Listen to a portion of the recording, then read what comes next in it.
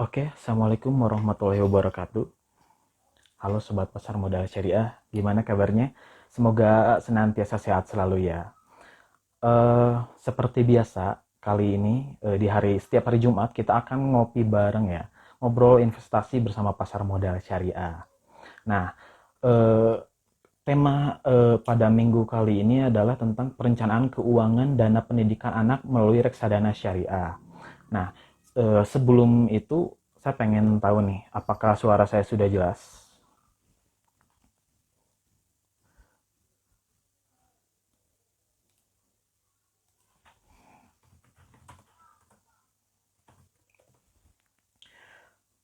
Oke, sambil menunggu narasumber. Nah, oke.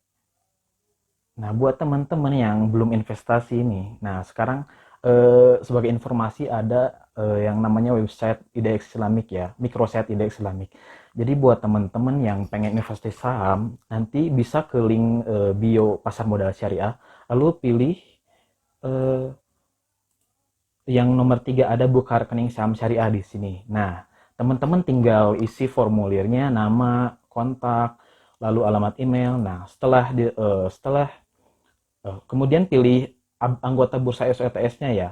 Setelah selesai tinggal kirim. Nah, nanti teman-teman akan mendapat email dari sekuritas teman-teman yang pilih di formulir indeks Islamik tadi. Nah, setelah itu teman-teman tinggal print dokumennya, isi, lalu kirim ke kantor sekuritas yang ada di email ya. Oke, sepertinya narasumber kita telah hadir. Oke.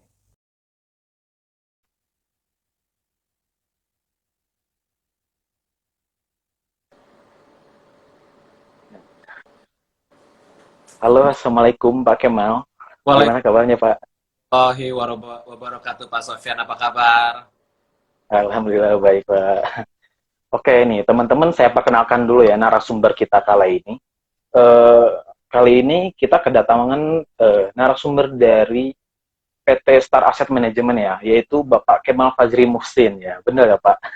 Ya, benar sekali, Pak Oke. Sofyan. Nah Pak, setiap Jumat ini kita Pasar Modal Syariah sering mengadakan live Instagram, ngobrol investasi seperti biasa. Nah, untuk tema kali ini kita ada tema tentang perencanaan keuangan dana pendidikan anak melalui reksadana syariah. Nah, kebetulan kan sekarang lagi rame-ramenya nih, info-info sekarang itu kan lagi pengumuman estate BBM PTN ya, kalau gitu kalau nggak salah. Iya, benar. Itu kan Nah, lagi rame nih di sosmed ya. bulan depan Nah, juga ajaran baru, Pak Sofyan ya. oh iya, bulan Nah, depan ada aja baru ya. Nah, cuman sekarang tuh ada COVID lagi nih, lagi naik-naiknya nih.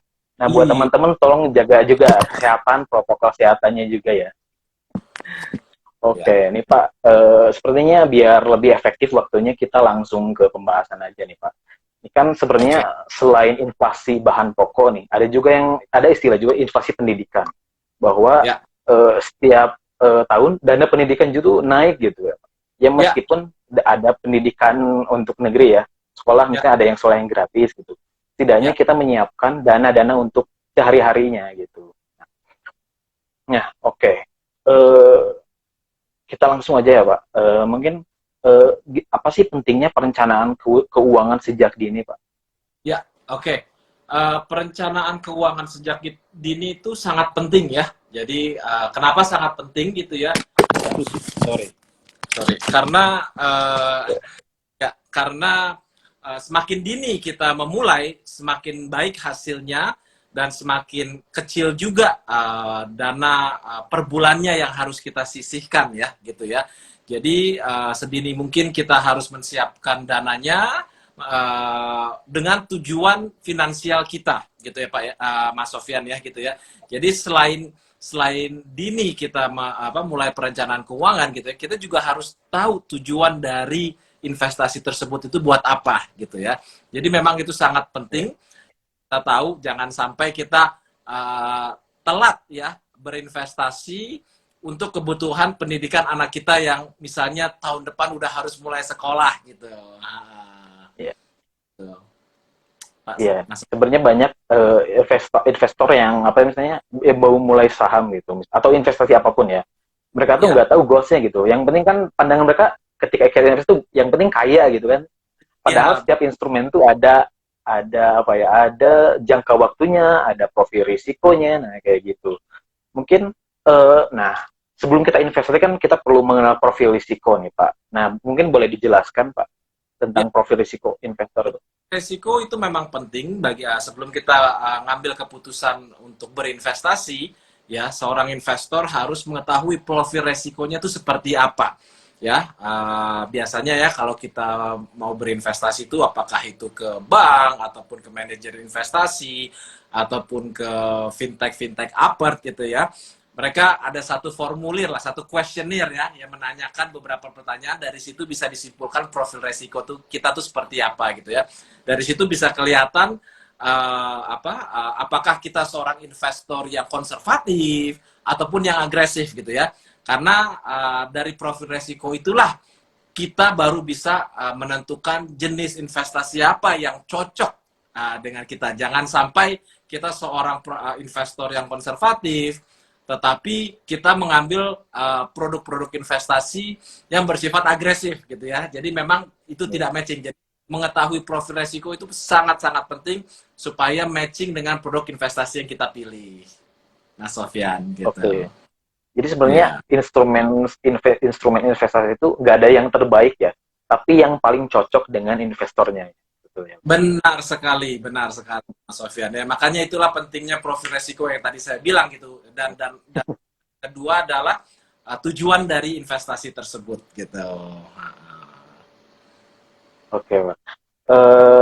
Selanjutnya kan kita banyak nih, biasanya di ilmu-ilmu di sekolah kita diajarkan untuk mencari income ya, atau kita mencari gimana sih cara bekerja. Nah, namun nggak banyak diajarin bahwa kita tuh setelah dapat income, kita tuh perlu mengelola keuangan. Lalu kalau Ya, kita udah masuk invest, kita melipat gandakan ke keuangan kita. Nah, gimana sih cara mengelola keuangan yang baik itu, Pak? oke. Sebenarnya nggak ada rumus baku sih ya, Mas Sofyan ya, gitu ya, mengelola keuangan yang baik itu seperti apa ya. Masing-masing individu mungkin mempunyai rumus-rumus yang cocok buat mereka ya. Tapi secara garis besar gitu ya, kalau saya boleh informasikan ya, dan ini cukup penting adalah elemen kita harus mencatat atau harus membuat anggaran belanja kita tiap bulannya ya, pengeluaran kita ya, itu harus kita catat ya, kemana saja dana yang kita keluarkan kan, apalagi saya yakin saya sendiri pernah merasakan kok tiba-tiba uang habis tanpa jelas kemana gitu lah. Nah, saya juga yakin pasti banyak orang yang pernah mengalami hal itu. Nah, makanya itulah pentingnya bahwa kita membuat rencana anggaran pengeluaran kita tiap bulannya ya, dalam pengelolaan biaya gitu ya, dalam pengelolaan belanja kita tiap bulan gitu. Hal yang kedua adalah terkait hutang dan cicilan gitu ya. Ya. Itu jadi prioritas yang kedua sih menurut saya. Pastikan bahwa hutang dan cicilan kita itu tidak kita delay dalam pembayarannya, kita tidak undur-undur ya, karena itu akan Kewajiban melipat ya. gunung ya, akan memberikan kita masalah di kemudian harinya gitu ya. Ya, pastikan juga bahwa cicilan dari hutang kita itu tidak melebihi dari 30% dari pendapatan kita bulanannya gitu. Hal yang ketiga juga yang cukup penting dalam pengelolaan keuangan adalah berinvestasi dan menabung gitu ya.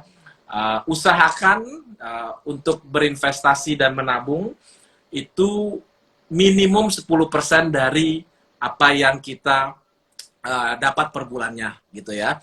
Jadi memang disisihkan setelah kita bayar hutang, kita menyisihkan dana kita minimum 10% untuk berinvestasi ataupun menabung. Dan mungkin elemen yang keempat adalah lebih ke bijaklah dalam mengeluarkan dana ya. Prioritaskan kebutuhan bukan keinginan gitu ya. Jadi Nah, orang itu. rata lebih memprioritaskan keinginan gitu ya daripada kebutuhan gitu. Jadi mungkin 4 pilar tersebut lah ya yang bisa saya informasikan sebagai panduan dalam pengelolaan perencanaan keuangan gitu Mas Sofyan. Oke, Mas. Oke, nah sebenarnya untuk dana pendidikan ini kapan sih kita sebaiknya memulainya gitu kan? Mungkin kan tiap time frame orang-orang itu beda-beda. Ya, Apakah lebih baik kita invest di, misalnya saya seorang single nih, ya. apakah bagusnya saya investnya tuh untuk rumah dulu, atau misalnya nikah dulu, atau dana keuangan pendidikan dulu, atau itu Oke. bisa dibarengi sebenarnya? Oke, itu kembali ke tujuan masing-masing investor gitu ya. Jadi misalnya Mas Sofian single gitu ya. Prioritas prioritas paling pentingnya apa? Misalnya menikah gitu ya. Misalnya Ya. menikah ya. Ya, kita investasi untuk kebutuhan pernikahan kita gitu ya. Misalnya kita berencana menikah dalam 2 tahun ke depan gitu ya. Berarti kita juga harus sesuaikan dengan instrumen investasi yang tidak terlalu beresiko karena jangka waktu 2 tahun itu cukup pendek untuk berinvestasi gitu ya.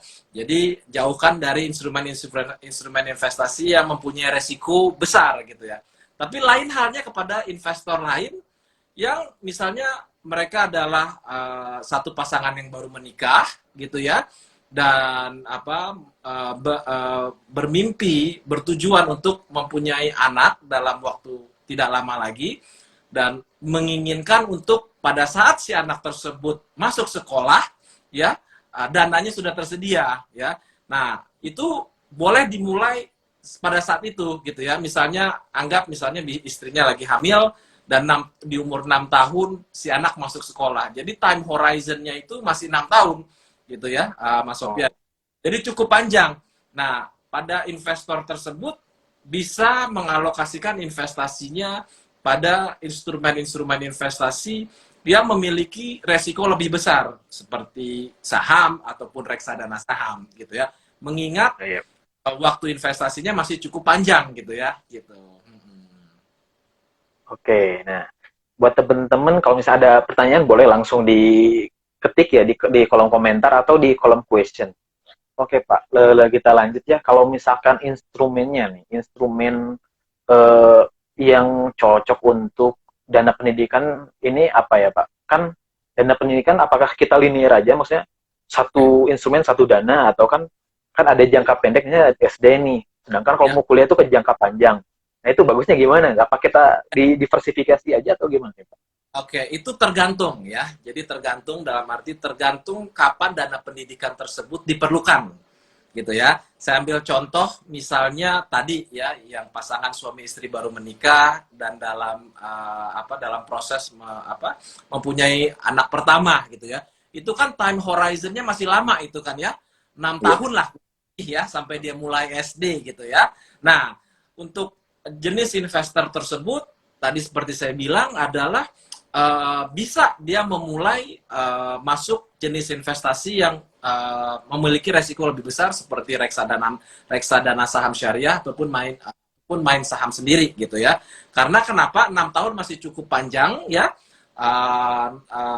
Jenis instrumen investasi tersebut memiliki volatilitas yang cukup tinggi ya, tapi secara historical pun juga untuk berinvestasi pada reksadana saham syariah gitu ya dalam kurun waktu yang cukup panjang itu memberikan return yang paling optimal.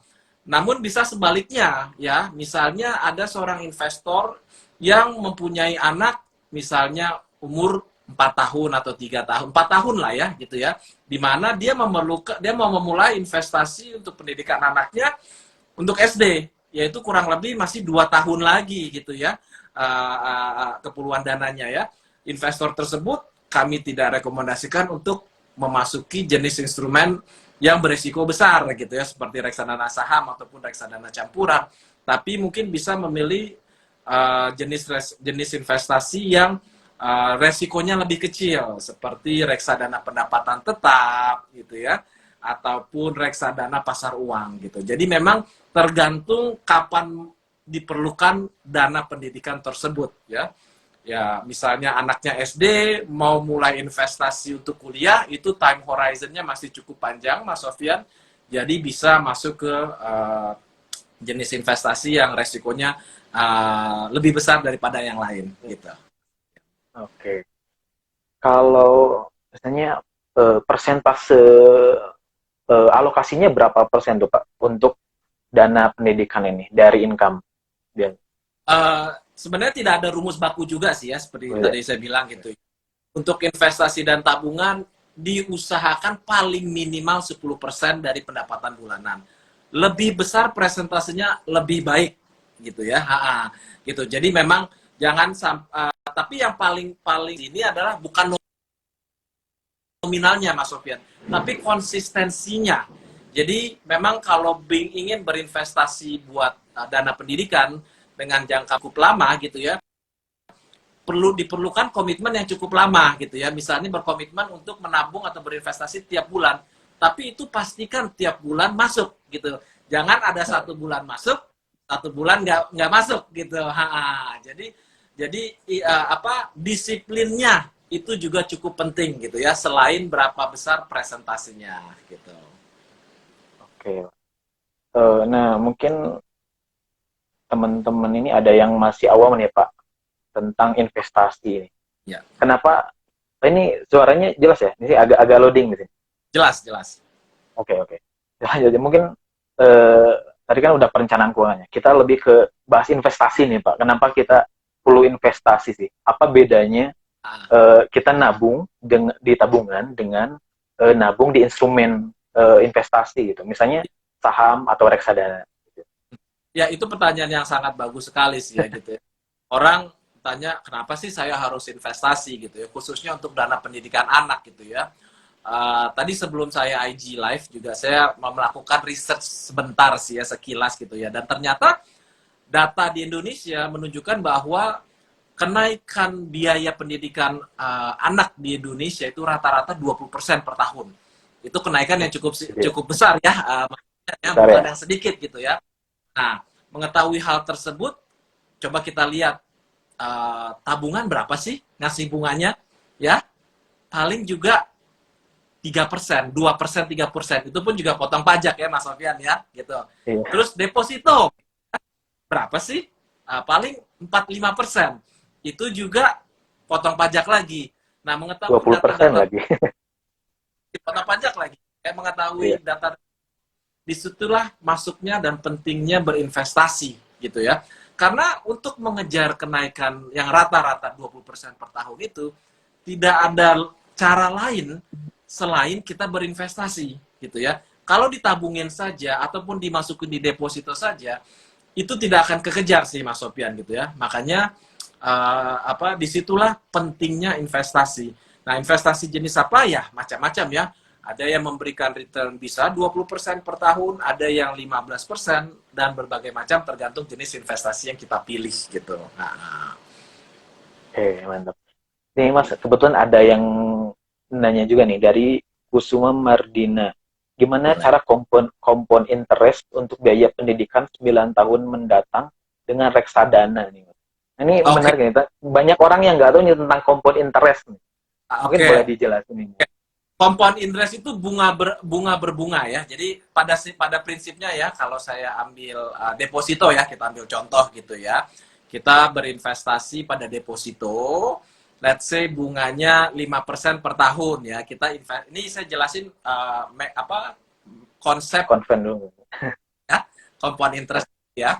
Yeah. Kita investasi 100 juta dengan bunga 5% ya.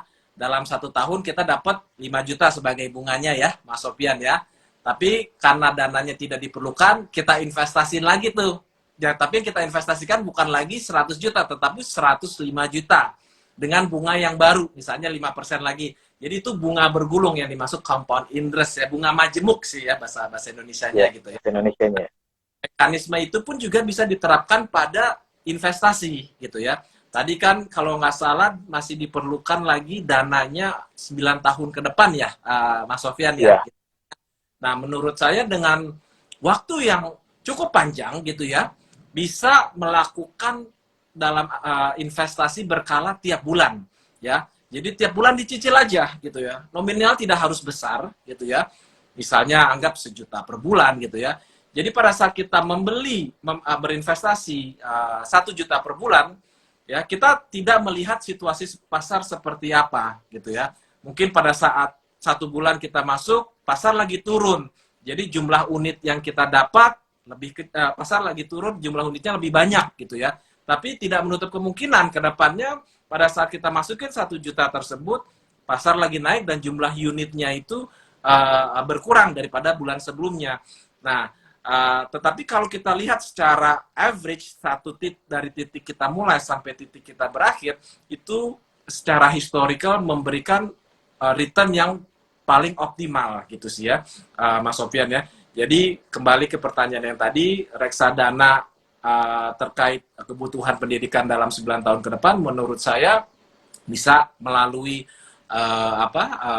investasi berkala tiap bulannya, konsisten pastinya ya, dan memang komit dananya tidak diapa-apain sampai 9 tahun ke depan.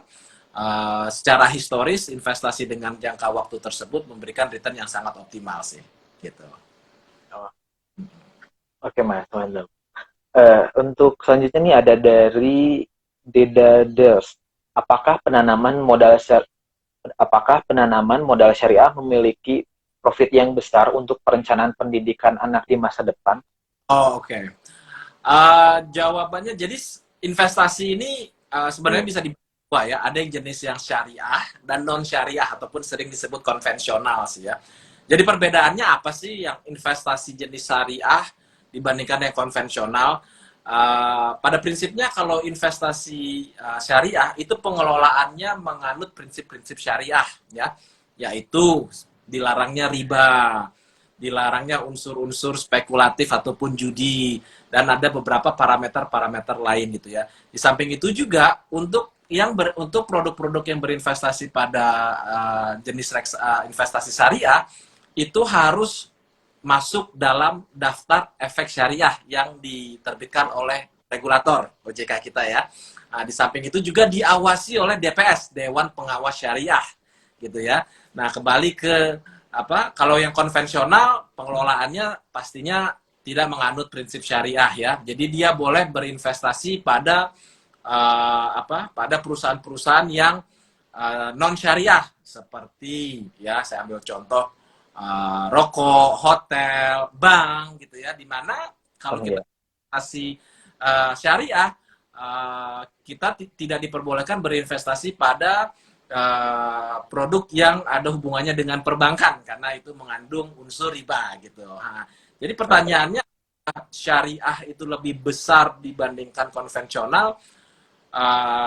Saya bilang sih ya tidak bisa jadi tolak ukur ya gitu ya. Yang lebih besar gitu ya. Kadang memang ada waktunya investasi syariah lebih baik dibandingkan konvensional, itu tergantung market condition juga gitu. Tapi kadang juga pernah terjadi investasi konvensional itu performance-nya lebih baik daripada yang syariah gitu ya. Jadi memang tidak bisa menjadi tolak ukur sih kalau kita mau melihat dari sisi tolak ukur, dari sisi performance-nya saja sih Mas Sofyan.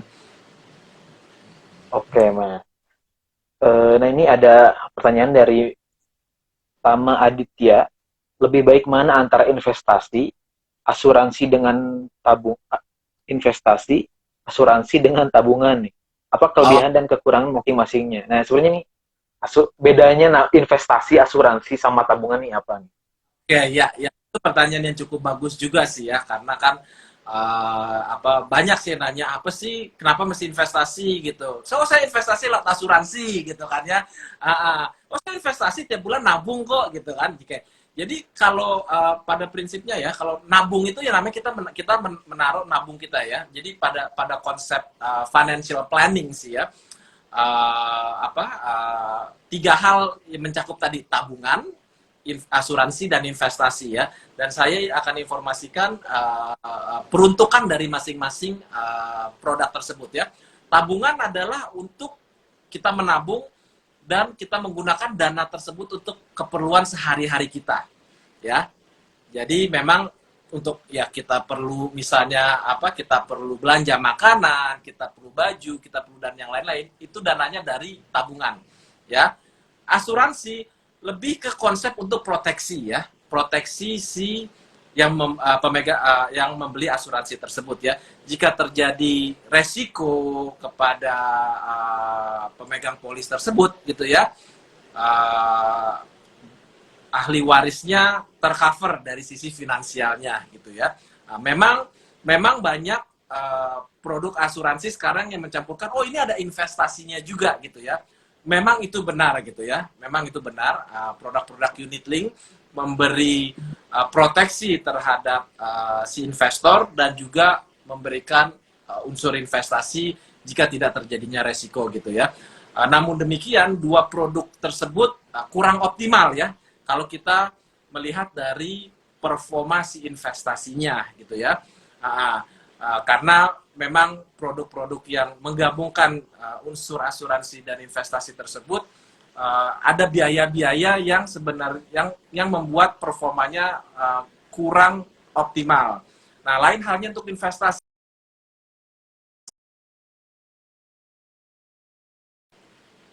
Halo, bisa dengar? Mas Sofyan? Udah Mas. Tadi sedikit Oke, ya. terjeda. Jadi kalau kembali ke investasi, investasi itu pada prinsipnya kita menaruhkan uang kita ya pada satu aset, apakah itu ya bermacam-macam ya, investasi di pasar modal ataupun investasi di fixed asset gitu ya, dengan harapan return yang cukup profitable untuk memenuhi kebutuhan dan tujuan finansial kita. Gitu.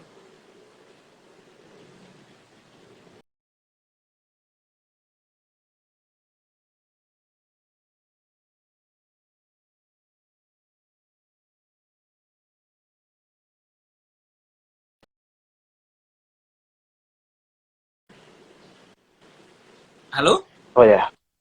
Oh masih tersambung ya. Ini maaf Ya, tadi di saya agak terjeda juga nih. Soalnya di sini agak ada apa hujan juga sih. Jadi maaf ya, agak terganggu. Oke, lanjut kan, aja gitu. Mas. Gitu. Oke. Ya, jadi kalau saya boleh bilang ulang gitu ya, investasi itu memang dia bertujuan untuk mencapai satu tujuan finansial sih ya, apakah itu untuk pendidikan anak, membeli rumah, membeli properti gitu ya. Dan itu memang kalau bisa disiapkan time horizon-nya itu cukup lama gitu ya, agar return-nya bisa lebih optimal sih, Mas Sofyan. Oke Mas. Ini ada pertanyaan menarik juga nih. Dari Fitria .ic. Apakah kalau reksadana syariah terdapat risiko likuiditas nih Mas? Oh, oke. Apakah reksadana syariah itu likuiditas? Ada petir, maaf. Iya. Setiap reksadana, ya, setiap reksadana, apakah itu dia reksadana syariah ataupun reksadana konvensional, itu pastinya ada resiko likuiditas gitu ya. Namun demikian, ya,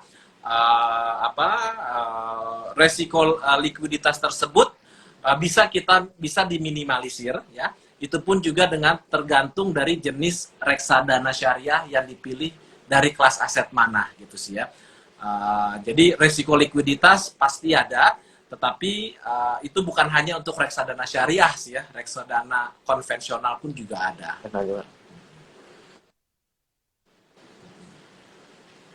Oke.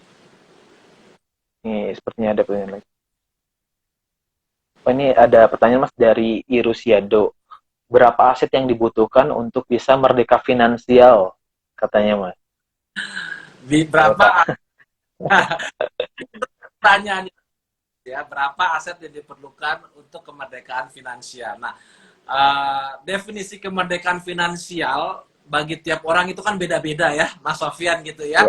Ya. Gitu kan ya. Ada yang mungkin merasa aduh, saya sudah tidak ada semua dana pendidikan anak saya sudah tercover, saya merdeka finansial, di mana dia masih sebenarnya ada kebutuhan yang lain gitu ya. Jadi sulit sih ya, tidak ada sulit dibilang harus mempunyai X aset gitu ya, untuk baru bisa dibilang kemerdekaan finansial gitu ya.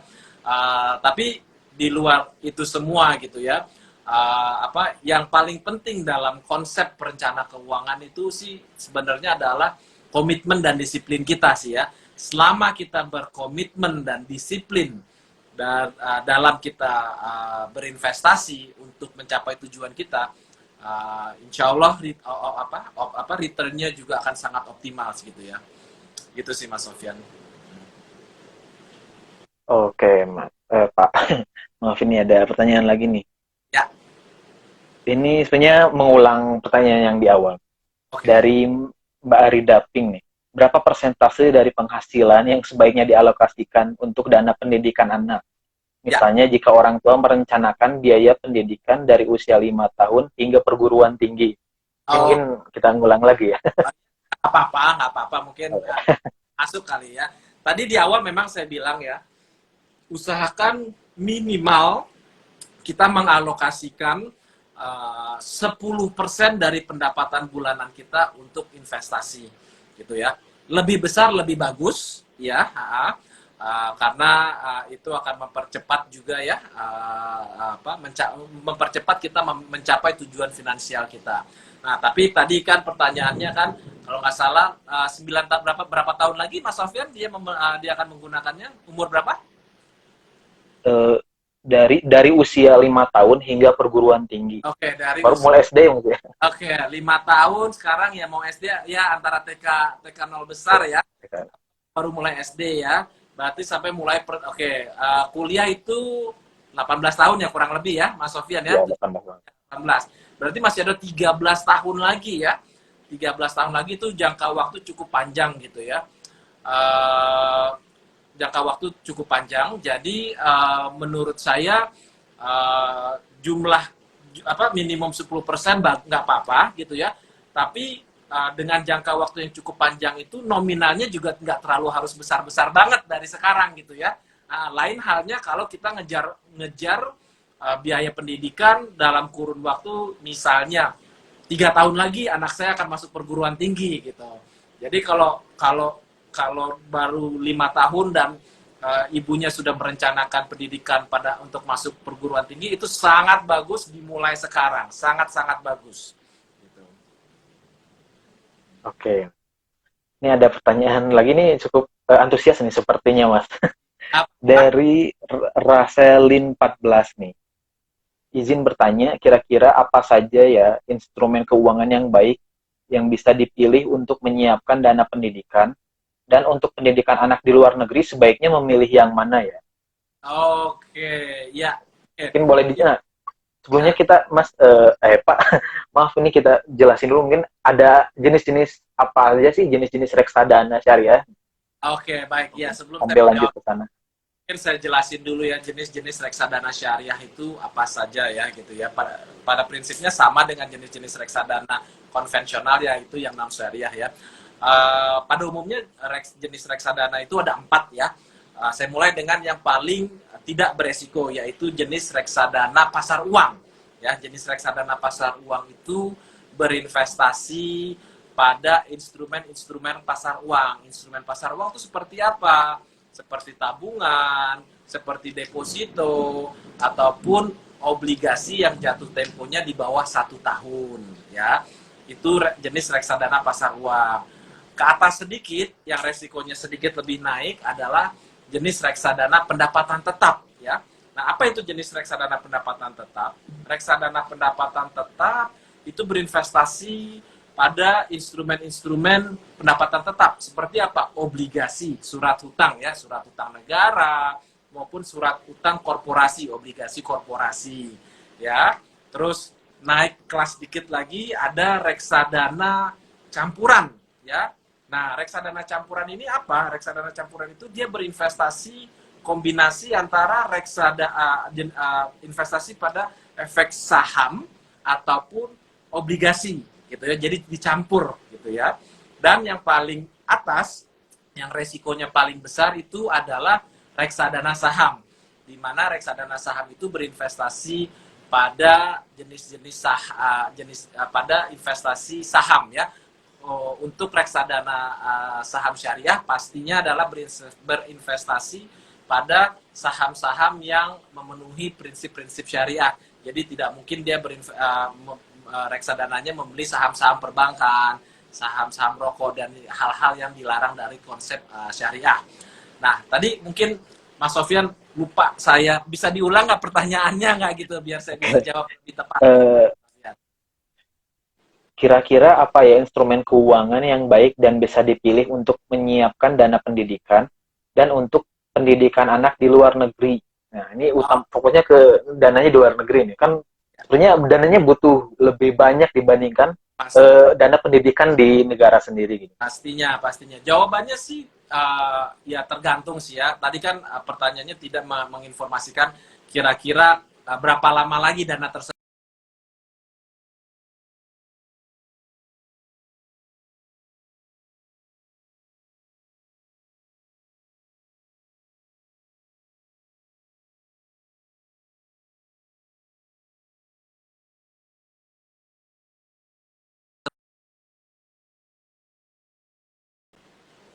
Halo, Mas Sofyan, bisa dengar? Ya, Pak, oke, ya. boleh lanjut. Jawabannya tergantung sih ya, maksud saya, karena tidak diinformasikan seberapa lama lagi dana tersebut diperlukan ya. Tapi saya asumsikan ini dananya masih lama nih ya, di atas 5 tahun ya, di atas 5 tahun baru diperlukan untuk mengirim anaknya kuliah di luar negeri. Kalau memang itu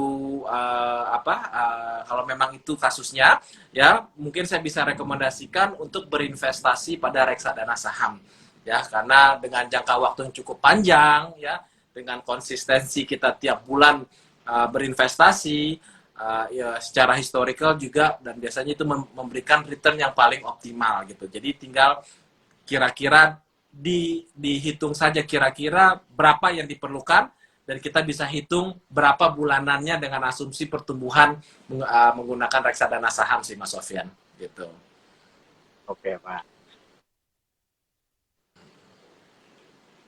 Ada dari Bu Didi Mustika nih. Apa keunggulan reksadana syariah dibanding dengan produk sejenis atau produk keuangan lainnya? Ya, Pak, gimana? Oke, apa keunggulannya yang pasti ya kan kita tahu, yang pasti semua reksadana syariah itu dikelola menganut prinsip syariah ya. Jadi dia tidak akan produk-produk syariah itu tidak akan berinvestasi pada hal-hal yang dilarang oleh hukum syariah ya, Mas Sofyan ya gitu ya. Memang kita melihat trennya beberapa tahun terakhir ini antusiasme investor untuk berinvestasi pada produk syariah itu cukup tinggi gitu ya, karena mereka ingin ibaratnya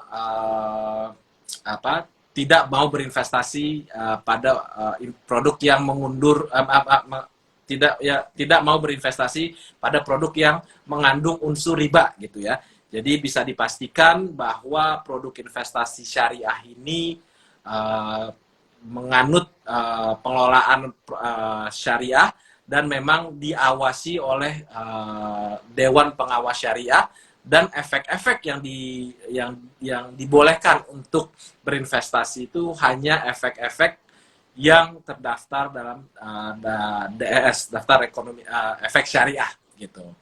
Jadi memang ini bisa dibilang tidak ada unsur ribanya, jauh dari hal-hal yang mudarat gitu ya, dan insya Allah halal. Gitu Mas Sofyan. Oke, Pak. Nih, ada lagi pertanyaan dari Kusumardina. Reksadana yang kita pilih untuk 3 tahun, 6 tahun, 9 tahun ke depan yang returnnya berapa persen ya katanya. Jadi Bisa bagusnya mungkin apakah reksadana yang kita pilih untuk 3 tahun, 6 tahun, 9 tahun ke depan yang returnnya berapa persen Mas katanya. Mungkin oh ya, untuk jangka waktu segini bagusnya reksadana apa? Nah, kayak gitu, Mas. Pak, ya. gimana? Mungkin yang untuk 3 tahun gitu ya, mungkin jenis reksadananya mungkin ya yang cocok itu bisa berinvestasi pada reksadana pendapatan tetap ya, dan juga mungkin ada sedikit porsi dimasukkan ke reksadana campuran gitu ya. Jadi untuk periode 3 tahun bisa berinvestasi pada yang reksadana pendapatan tetap maupun ada alokasi pada reksadana campuran. Yang untuk 6 tahun dan 9 tahun ya, mungkin saya bisa sarankan mengalokasikan bobot dari total investasi itu di reksadana saham ya, tapi juga ada alokasinya di reksadana pendapatan tetap dan reksadana pasar uang gitu sih ya.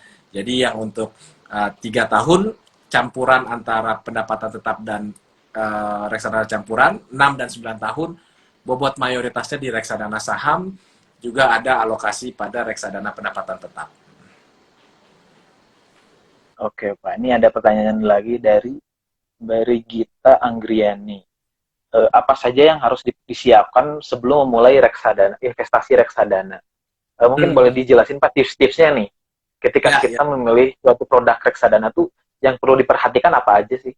Oke, ya kan di pasaran ini kan banyak sekarang ratusan lah ya produk-produk reksadana kan. Pasti seseorang yang belum pernah berinvestasi bingung ini cara milihnya gimana ya gitu ya. Apa nih perbedaan apa satu reksadana dari satu perusahaan manajer investasi dan manajer investasi yang lain gitu ya. Pada prinsipnya adalah kita satu perlu mengetahui profil resiko kita dan tujuan berinvestasi itu apa dulu gitu ya.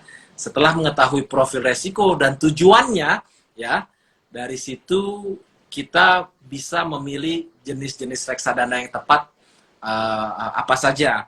Nah, terkait pemilihan reksadana apa aja ya, maksudnya dari manajer investasi apa aja, dari manajer investasi, pastikan pilihlah reksadana yang terdaftar dari Otoritas Jasa Keuangan ya.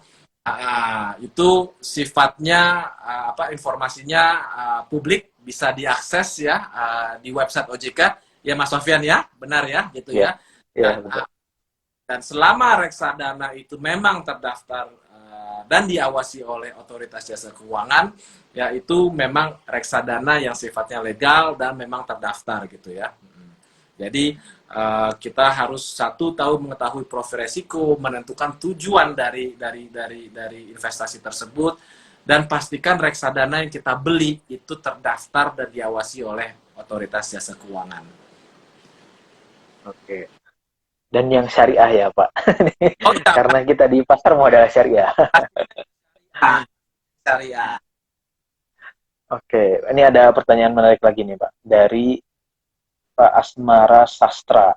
Izin bertanya, asumsi usia 50 tahun pensiun, di usia 60 tahun sebaiknya setiap bulan menyiapkan dan berapa untuk invest saham? Terima kasih Pak. Ini sebenarnya. Izin bertanya, asumsi usia 50 tahun pensiun, di usia 60 sebaiknya setiap bulan, oh maksudnya mungkin investnya, ini maksudnya Mas, apakah 60% usia invest di 60 tahun apa gimana ya, Mas Asmara? Oke. Oh ya mungkin nih telat investasinya telat nih. Sebaiknya invest kalau misalkan ternyata ada orang tua yang baru tahu tentang investasi nih Pak. Jadi Nah, ibarat mau ya, investasi sebaiknya apakah 60 tahun kan ya, ya Mas ya Sofi? nah kayak gitu. Ya. Kan jangka jangka tenor jangka waktunya jadi pendek nih. Apakah bagusnya di saham aja apa gimana? Ya, sebenarnya tidak ada kata telat untuk berinvestasi ya. Mau itu di umur 50 tahun, mau itu di umur 30 tahun, tidak ada kata telat untuk berinvestasi ya. Oke, jadi asumsi memang baru mulai berinvestasi di umur 50 tahun dan berencana untuk pensiun di usia Oh ya, 60 tahun. Masih ada periode 10 tahun ya. Jadi pingin menyiapkan nih ya, menyiapkan masa pensiun gitu ya, supaya pada saat memasuki pensiunnya hidupnya masih nyaman ya gitu ya, masih bisa memenuhi kebutuhan-kebutuhannya di saat apa pemasukan kita berkurang ya gitu ya mungkin ya. Ya pada prinsipnya jumlah waktu 10 tahun itu masih cukup panjang sih ya. Tapi karena ini untuk kebutuhan pensiun gitu ya, saya tidak akan merekomendasikan masuk mayoritas di reksadana saham sih ya. Walaupun kalau melihat jangka waktu 10 tahun itu cukup panjang, mungkin kita bisa alokasikan untuk reksadana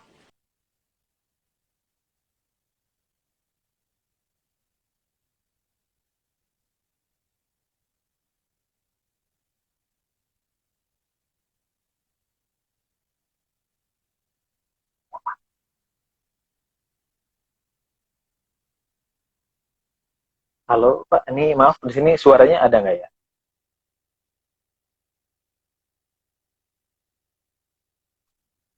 Halo.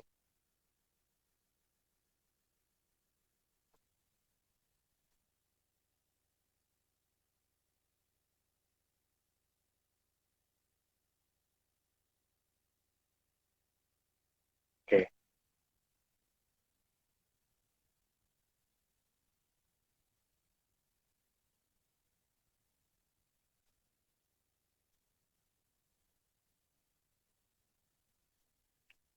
Suaranya terputus sepertinya Pak.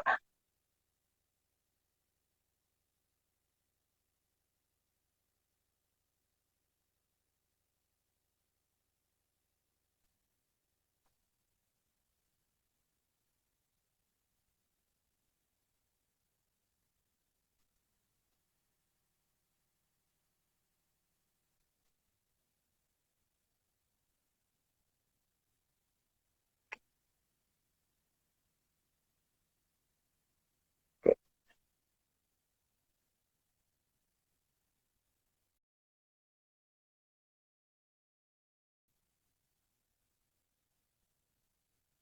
Oke, sebentar ya. Saya akan undang kembali.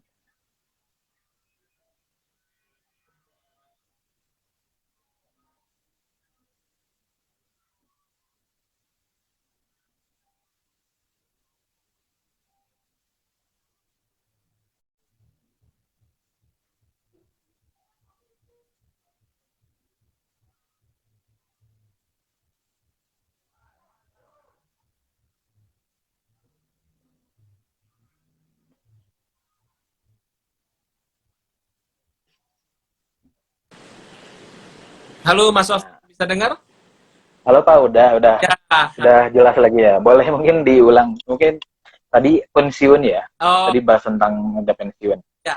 Jadi asumsi usia 50 tahun, pensiun 60 tahun. Ya, jadi asumsi sekarang usia 50 tahun, terus pensiun 60 tahun, jadi kurang lebih 10 tahun lagi ya, Ya. ada waktunya ya. Eh, karena ini dananya untuk pensiun sih ya, menurut saya gitu ya. Saya tidak akan merekomendasikan menginvestasikan alokasi cukup cukup berat pada reksadana saham gitu ya. Mungkin dari sisi aset allocation-nya bisa berinvestasi 30-40% di reksadana saham dan sisanya di pada reksadana fixed income sih, reksadana pendapatan tetap Mas Sofyan gitu. Oke.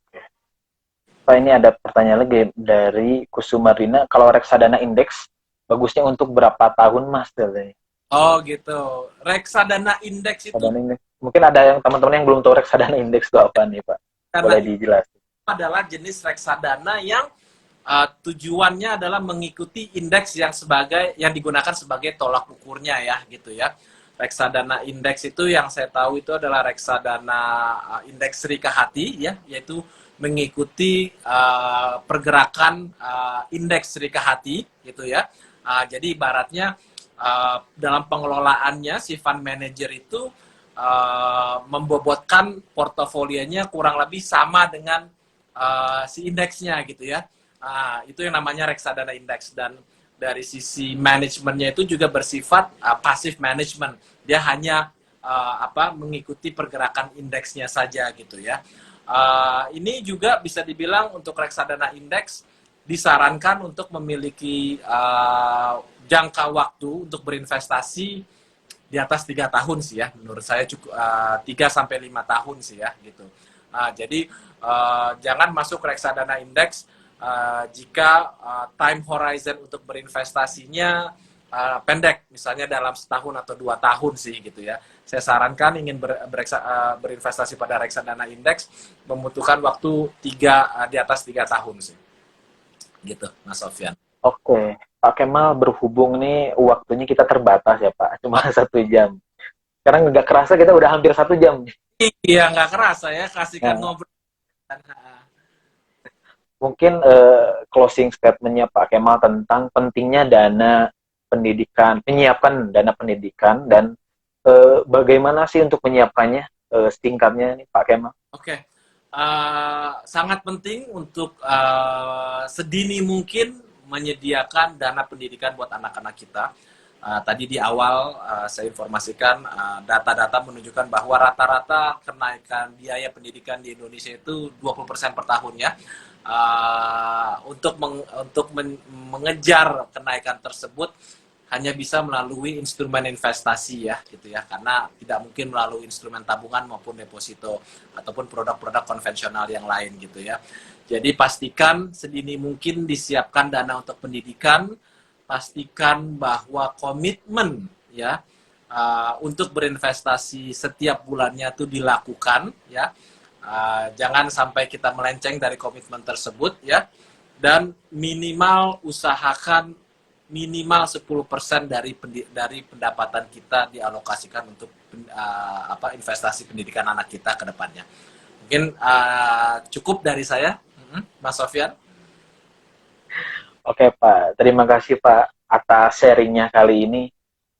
Oke, tadi ada yang nanya nih, Instagramnya Star Asset Management apa ya Pak katanya? Mungkin ada pengen tahu lebih jauh tentang reksadana atau investasi nih Pak, apa?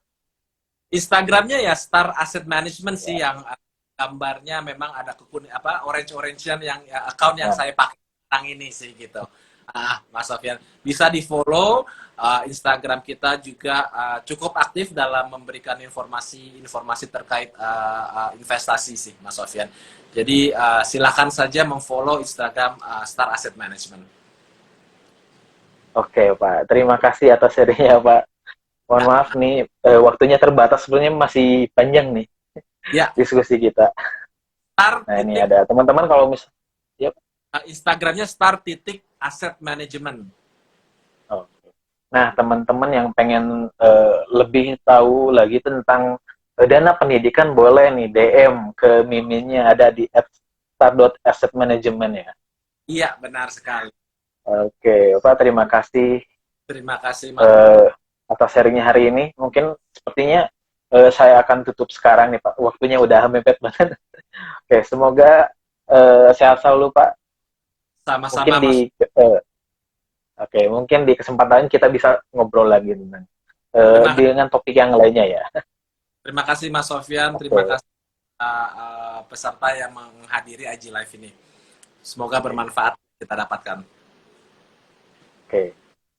Oke. Sekarang saya tutup aja ya Pak. Oke, wassalamualaikum warahmatullahi wabarakatuh. Waalaikumsalam warahmatullahi wabarakatuh.